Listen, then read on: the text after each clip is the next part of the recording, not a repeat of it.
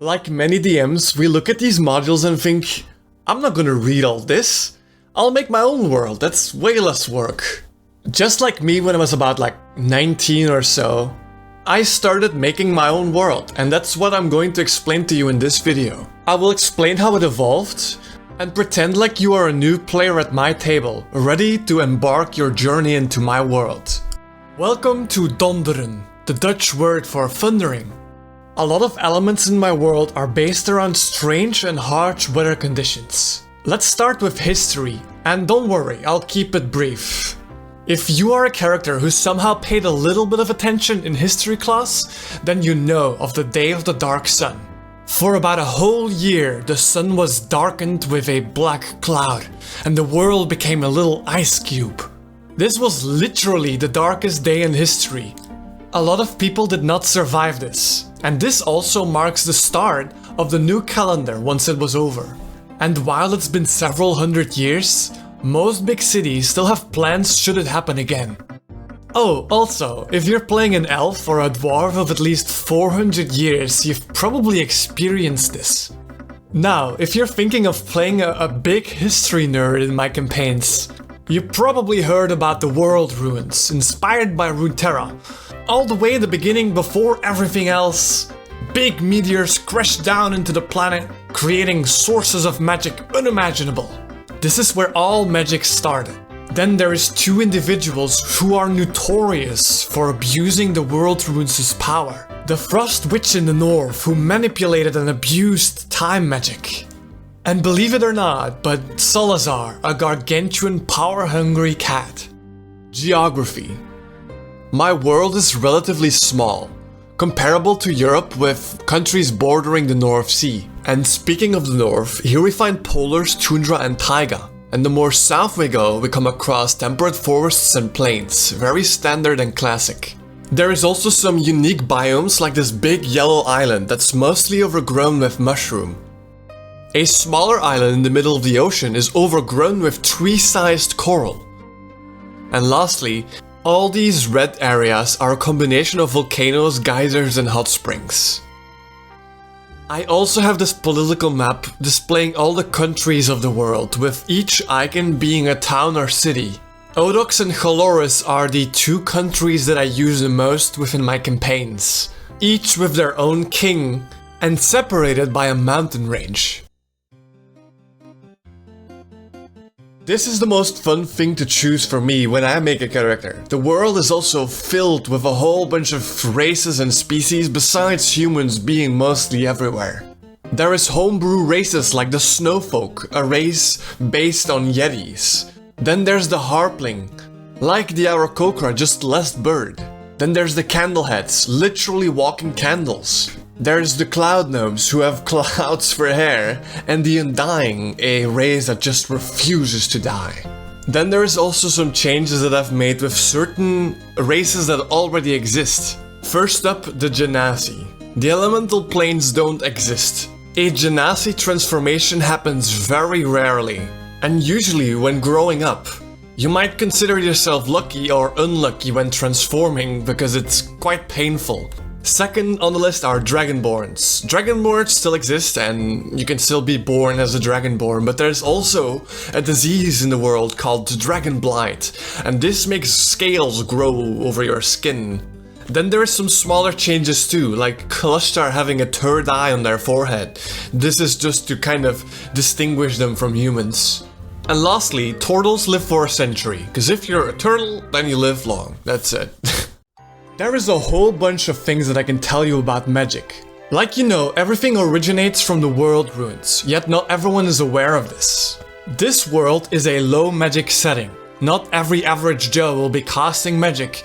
Magic items aren't being sold in shops, and if you're born with magic, or for example you're transformed into a Genasi, ice will be drawn towards you. Now I did mention that the weather takes a big part of the world building process. For example, there is blood rain, ember mist and silent storms. Monsters are also affected by magic. Most draconics that you'll come across are most beast-like, infused with that ancient world rune magic.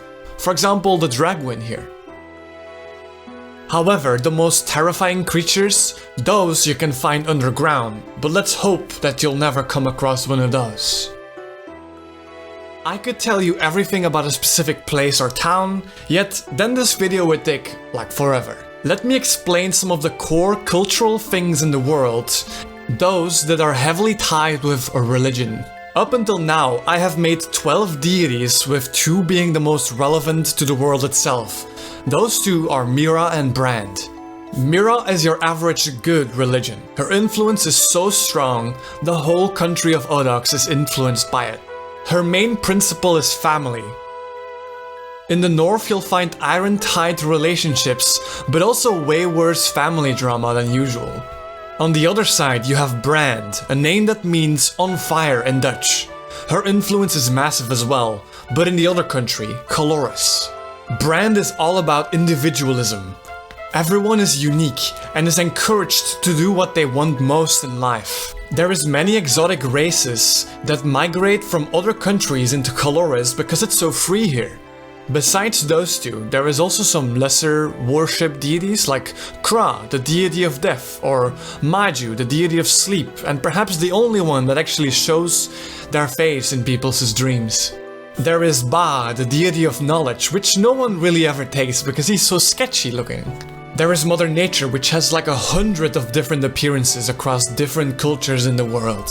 There is Waia, the goddess of the ocean. People also worship the moon, the sun, and the stars. There is a whole bunch of deities, yet I don't want to dive too deep into them, in this video at least. However, if you wish to be a deity yourself, then make your way to my Twitch channel where I stream all my games, and you can influence the game with channel points. This is known as the deity, the audience. This is a real deity within the world that some people believe that the show must go on and that mysterious creatures are watching from beyond the mortal realm. And speaking of realms, I have made 2 of them, the Feywild and the Realm of Dreams. I'm pretty sure I don't need to explain the Feywild to you. Magic and unrestrained emotions. Fey queens reign here, but the most famous or infamous is Coins. Better not mess with her. The other realm is the Realm of Dreams, and as you can probably guess, usually people only come here within their dreams. I've based it around sleep cycles, with changing islands and light and deep rings surrounding Mayu in the center. There is a whole bunch of things that I won't explain, like what's up with Death Canyon, and what is this thing? But I'm going to keep that for another time. If you have gotten this far, then consider subscribing, commenting, and liking the video. It helps more people find my video. Expect more videos soon, and until next time. 2 even. There's a deck of cards. We have to get a deck of cards. Wait, what the fuck? Oh, What? like That deck all of the cards things has you were- many possibilities. I am so confused. What the fuck are you guys on about? No, It's called the Wouter, deck of many things. yeah, it's, And it does many things. And I exchanged the 2 gemstones for the deck of cards. Pleasure is mine. And you, Thank you, are guys. handed over a very fancy looking deck of cards. Then I'll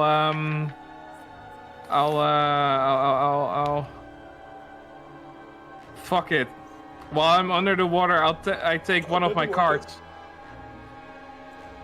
I should have done that as well. The card you had was a normal card. I never specified it was the deck of many things. You just bought a normal deck of cards. And got scammed again.